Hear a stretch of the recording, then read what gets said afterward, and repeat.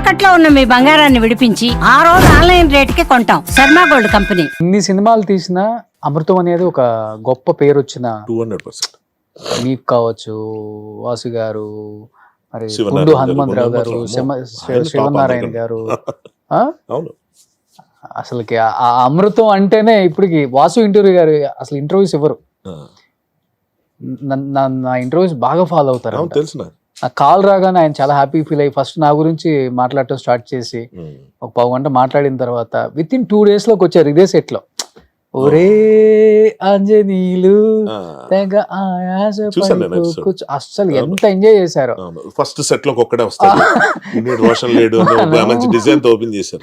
అవును. Yeah, I've seen that. నేను మీ interviews అన్ని చూస్తా. అసలుకి అమృతం మేబీ ఎంత ఉండుంటాం మేము అందరం, ఇంత ఇంత ఇంత ఇంత పెరుగుతూనే ఉన్నాం. అమృతం అయితే తగ్గట్లా. Hmm.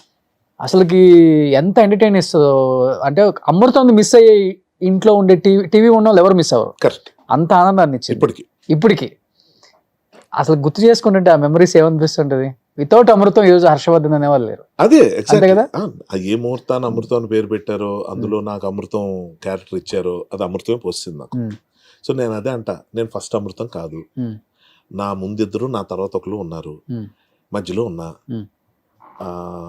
ముందు ఎందుకు లేను, తర్వాత ఎందుకు లేను, అంత పక్కన పెడితే ఉన్నంతకాలం ఉన్నా, ఇప్పుడు ఎప్పటికీ ఉన్నా. ఉమ్. సో ఆడియన్స్ లో కమెంట్స్ చూడమని నన్ను చాలా మంది చెప్పారు. మొన్న రిపీట్ టెలికాస్ట్ అవుతుంది కదా, అవును. మనది 110 ఎపిసోడ్ మనది వస్తుంది. ఆ పులి వేషం మాస్క్ తీసుకుని చూద్దాం, 10 ఎపిసోడ్లు వచ్చాయి చూద్దాం, రోజు 2 days ఏం చూస్తాను. నేను ప్రేక్షకుడిలా చూస్తా. గబగబా నా ఫోన్లు వచ్చాయి, చాలా మంది ఫోన్ చేసి, ఈవెన్ గంగరాజ్ గారు కూడా, హర్ష కమెంట్స్ అవి నీ ఎపిసోడ్ నుంచి చూడు, నీకు అర్థం అవుతాయి అది ఇది. సో ఆయన నోటి నుంచి రావటం, మొన్న ఫ్రెండ్స్ అందరు ఫోన్ చేయడం, మా కజిన్, మా చెల్లి అందరు ఫోన్ చేసి కమెంట్స్ చూడు.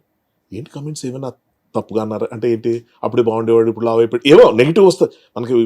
సోషల్ మీడియా అంటే అదే కదా భయం. ఎన్ని ఇయర్స్ అయిపోయింది అది?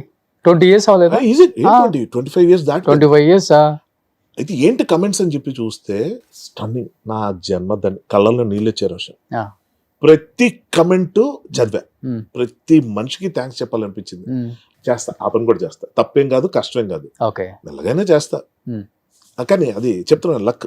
ఇప్పటికి అదే బాండింగ్ ఉందా అందరితో? బాండింగ్ అంటే ఎస్, అంటే ఆ బాండింగ్ ఇప్పటికి పోదు. రాగిణి గారు, అఫ్ కోర్స్, మన పద్దు క్యారెక్టర్ చేసే స్వాతి, రాగిణి గారు, అనితా చౌదరి చేసింది, సుప్రజ అని ఒక అమ్మాయి చేసింది, సంజీవిని క్యారెక్టర్, ఝాన్సీ గారు, ఉమా మహంతి గారు. ఇవాళ పొద్దున్న ఆవిడతో మాట్లాడా. ఓకే, అఫ్ కోర్స్ నరేష్ గారు అంటే నాకు ఎప్పుడు శివాజీ రాజ్ అనే కనిపిస్తూ ఉంటారు.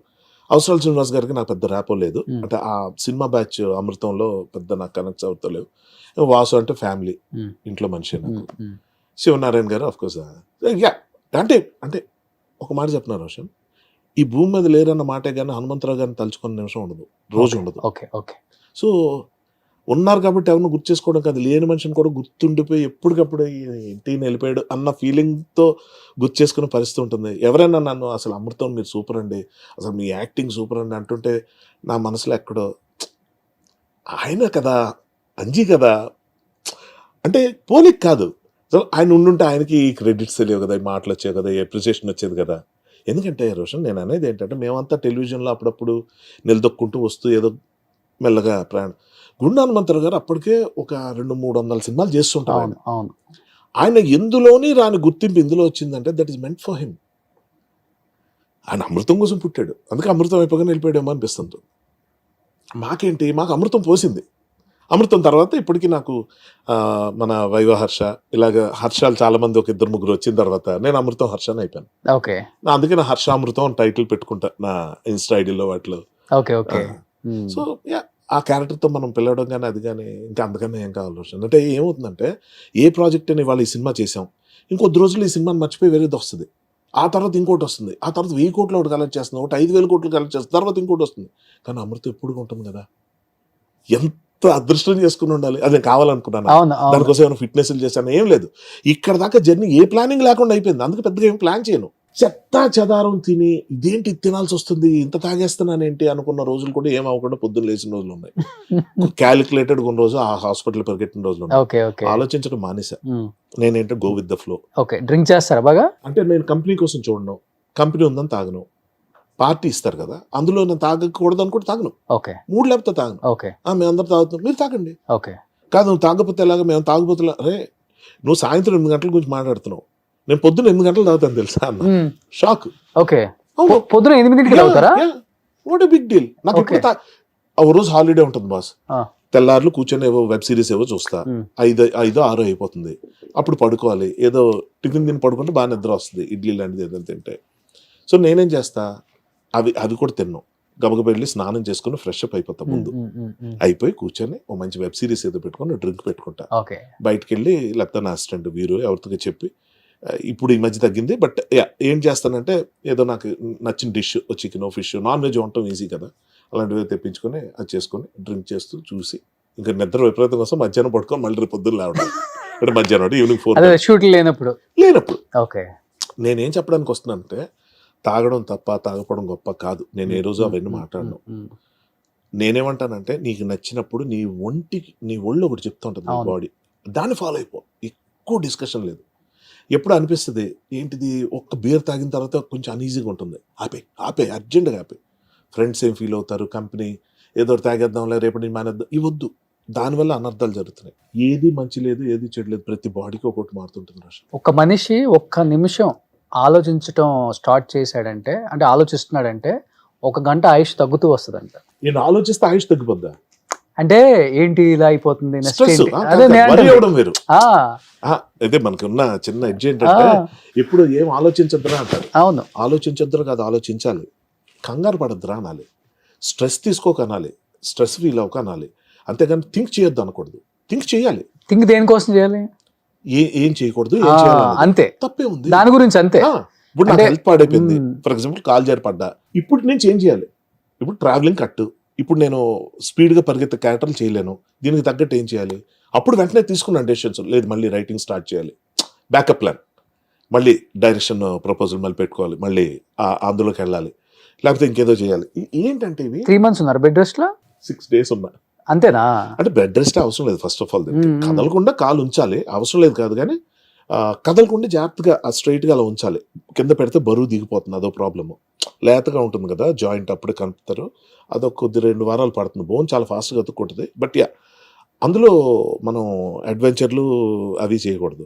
కానీ నాకేంటంటే షూటింగ్కి వెళ్ళాల్సి వచ్చింది, నేను జాగ్రత్తలు తీసుకున్నా, వాళ్ళు చాలా జాగ్రత్తలు తీసుకున్నారు నా గురించి. చిరంజీవి గారు వెహికల్ అరేంజ్ చేయడం దగ్గర నుంచి, వీల్ చైర్ పెట్టడం దగ్గర నుంచి ఆయన, ఇంకా అనిల్ రావుపూడి సరే స్టేజింగ్ అన్ని మార్చేసి నాకు తగ్గట్టు సోఫాలు వెనకాల నిల్చోపెట్టడం, కూర్చోపెట్టడం, కాళ్ళు కదపలేయడం తెలియకుండా ఎన్ని చేయొచ్చు అని చేసి, ఏంటండి ఇది మెగాస్టార్ సినిమా సార్, ఎంతమంది, ఎంత పెట్టుబడులు ఉంటాయి, ఎన్ని ఎమోషన్లు ఉంటాయి, ఎంత ఫ్యాన్స్ తాలూకు ఎమోషన్స్ ఉంటాయి, నా వల్ల ఏదైనా అనర్థం జరుగుంటే ఏమైపోవాలి నేను. ఎందుకు వేరే వాళ్ళని కూడా పెట్టుకోవాలనుకోవచ్చు, ఆప్షన్ ఉంటే ఉంది. అదే నేను అంటాను, అనిల్ రావుపూడి సినిమాల్లో ఎవరు లాజిక్లు అడగరు సార్, అది సేఫ్ గేమ్ ఆడతాడు ఆయన, మిడిల్ క్లాస్ మెంటాలిటీ, కామన్ మ్యాన్కి దగ్గరగా ఉండే కథలు రాస్తాడు, ఫస్ట్ పాయింట్. లేకపోతే మెగాస్టార్ చిరంజీవి హెలికాప్టర్ నుంచో దిగి బైకుల నుంచో రాకుండా బట్టలారేసి పిండి ఉతికి పక్కింటి పిన్ని గారితో క్లిప్పుల గురించి మాట్లాడి, వంకాయ అది హైలైట్, కాయగూరలు తరిగి అమ్మతో కూర్చొని డైలీ సీరియల్స్ అదొక క్లిప్ మిస్ అయింది కాదు, అదొక 2 క్లిప్పులు మీరు అంటే నేనేమంటా, అదేనండి ఆయన సినిమాలు బూతులు ఉండవు, మీరు చూడండి, అలా ఇజ్జుదాకా వెళ్ళి అలాంటిది ఏదో 1-2 ఉంటాయి తప్ప ఎక్కడ డబుల్ మీనింగ్ డైలాగ్ చాలా. యాక్చువల్గా ఆ డైలాగ్ చూసి డార్లింగ్ ఎమ్మ పిసినారుడు అయి ఉంటాడు మల్లేశ్వరి సినిమాలో వెంకటేష్ గారి లాంటి క్యారెక్టర్, అందుకని పిల్లం వెళ్ళిపోయాడు అనుకుందాం మేము అందరం.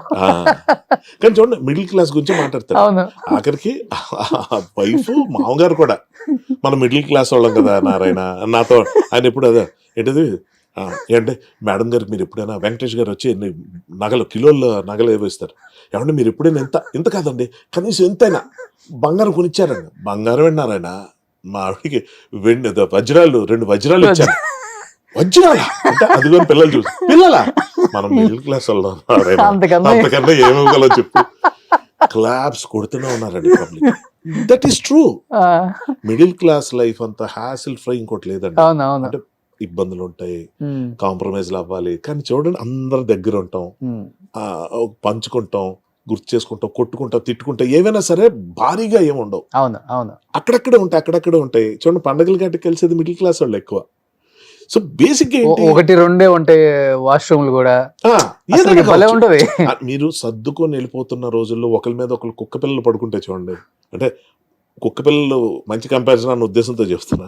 మీరు బెడ్రూమ్లో పడుకునే కన్నా 4 చుట్టాలు వస్తే ఆ కింద పరుపులు వేసేసుకొని, అరే నువ్వు నా పక్కన పడుకో, నువ్వు వీడి పక్కన నేను అక్కడ పడుకుంటా అని వంతులేసి పడుకోవటం, అక్కడ గుసగుసు అందరు పడుకున్న ఒకళ్ళిద్దరు ఉంటారు, వాళ్ళకి ఓల్డ్ సీక్రెట్లు ఉంటాయి, ఆడపిల్లలు ఎక్కువ కనిపిస్తుంది. వీళ్ళ మధ్యలో ఎవరో లేచే ఏంటే గోల పడుకోండి అంటే అని పడుకోవటం, ఆడెవడో వీడియో గేమ్ ఆడతాడు, ఎవడో సెల్ ఫోన్ చూసుకుంటాడు, ఇంకెవడో కబుర్లు చెప్తాడు. పొద్దున్న నిద్ర లేచిన తర్వాత ముందు నిద్ర లేచే వాళ్ళకి కనిపించేది అందరూ ప్రశాంతంగా నిద్రపోతూ చాలా బాగుంటుందండి ఆ విషయం. అవును అవును అవును. ఇవన్నీ మిస్ అయిపోతున్నాం. ఇంకొకటి గెట్ టుగెదర్ అనే సిస్టమ్ తీసుకొచ్చింది కూడా ఇండస్ట్రీలో చిరంజీవి గారంట, చెన్నైలో. అసలు అప్పటి వరకు గెట్ టుగెదర్ లేదంట. అవును తెలుసు, అది చాలా మంది ఆర్టిస్టులు సుహాసిని గారు చెప్పారు. అవును అవును ఆయనే అప్పుడే పెద్ద పెద్ద గార్డెన్స్ లో పెట్టేవాళ్ళంట. ఆయన సొంత డబ్బుతో, అంటే కలవాలి మనం, ఇది కాదు లైఫ్, అందరం కలవాలి. లేదండి, నలుగురు కలుపుకోలేకపోయే విషయంలో ఆయన ఎప్పుడు ఫస్ట్ ఉంటారు. ఇక్కడ కూడా అంతే కదా, ఎవరన్నా క్రికెట్ లో మెడల్ తెచ్చారన్నా, ఎవరన్నా బ్యాడ్మింటన్ లో మెడల్ తెచ్చారన్నా మొత్తాన్ని ఆయన ఇంటికి పిలుస్తారు, వాళ్ళకి చిన్న సత్కారం, ఇండస్ట్రీ మొత్తాన్ని పిలుస్తారు ఆడికి, ఆయన ఇంట్లోనే. మన మన మన శంకర్ వరప్రసాద్ కూడా ఆయన ఇంట్లో నైట్ పార్టీ పెట్టారు కదా. తిలక్ వర్మ వచ్చారు లొకేషన్ కి, ఆయన ఇన్వైట్ చేశారు, చేసి ఆయన చక్కగా సత్కరించి అందరూ ఫోటోలు దిగాయి. నేను వీల్ చేశాను కాబట్టి నేను ఫోటో తీసుకోలేదు అన్నారు. నువ్వేంటి కనబడలేదు ఎక్కడ అంటే అందరి మధ్యలో వచ్చి అందరూ నన్ను మోసుకొని వచ్చి అవన్నీ నాకు పిచ్చాను, వచ్చి ఫోటో తీసుకోవచ్చు కదా. ఇంత ఫోటో తీసుకున్నాక ఇంకెవరు కనిపిస్తారు సార్ మనకి. నాకు ఎన్నో సంవత్సరాల నుంచి సేమ్ డీపీ, అదే నా వాల్ పేపర్, అవును అదే నేను చూసాను, బెడ్రూమ్ లో కూడా ఉంటది. మార్నింగ్ లేవగానే చాలా అరుదు సార్ ఇలాంటి ప్రేమ పొందటం. అది నిజంగా చెప్పొచ్చే విషయం ఏంటంటే, ఈ సినిమాలో నేను బాగా నోటీస్ చేసింది ఏంటంటే, ఏ చిన్న విషయం చిన్న అసిస్టెంట్ డైరెక్టర్ చెప్పాలన్నా, లేకపోతే ఒక చిన్న కుర్రాడికి ఎవరికైనా బాయ్కి ఎవరికైనా చెప్పాలన్నా రఫ్గా చెప్పడం అనేది నేను చూడాలి. ఎంత